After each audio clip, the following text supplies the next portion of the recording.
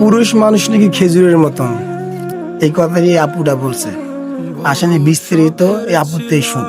পুরুষ মানুষ অনেকটা খেজুর গাছের মতো, আদর পায় না, যত্ন পায় না, কেউ জল দেয় না, সার দেয় না, গোড়ায় কেউ মাটিও দেয় না। নিজের পায়ের তলার মাটি নিজেই শক্ত করে অযত্নে অবহেলায় বেড়ে ওঠে।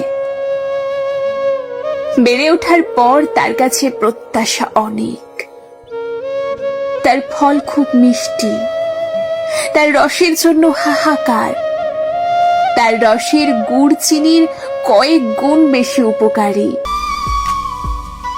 রসের জন্য তাকে বছরের পর বছর ক্ষতবিক্ষত করা হয়, যত দিন বেঁচে থাকে তাকে কাটা হয়, তার রস এক ফোঁটা করে নিংড়ে নেওয়া হয়। আর রস নেওয়া শেষ হলে তার আর কোনো কদর থাকে না, একাকী অযত্নে পড়ে থাকে। জীবন শেষ করার পর জ্বালানি কাঠ হিসেবে তাকে কাজে লাগানো হয়, মাছ ধরার ফাঁদ হিসেবেও সে অনবদ্য। কিন্তু খেজুর গাছ কোনো অভিযোগ করে না, প্রতিবাদ করে না, কোনো কিছুর প্রত্যাশা করে না, ভালোবাসা চায় না, শুধু ফল দিয়ে যায়, রস দিয়ে যায় আর মাথা উঁচু করে বেঁচে থাকে পরিবারের পুরুষ মানুষটির মতো।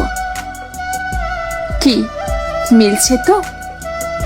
আপনার পরিবারের পুরুষ মানুষটিও ঠিক এই রকম, আর আমার পরিবারেরও। আমরা শুধু নিতেই জানি, একদম নিংড়ে নিই, কারণ তার মাথার উপর যে অনেক দায়িত্ব।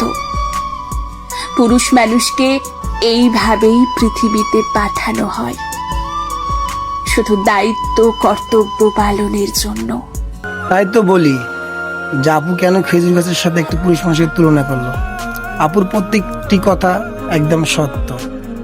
আশা করি ভিডিও সবাই যদি আপনার ভালো লাগে অবশ্যই লাইক কমেন্ট শেয়ার করবেন, অন্যকে দেখার সুযোগ করে দিন।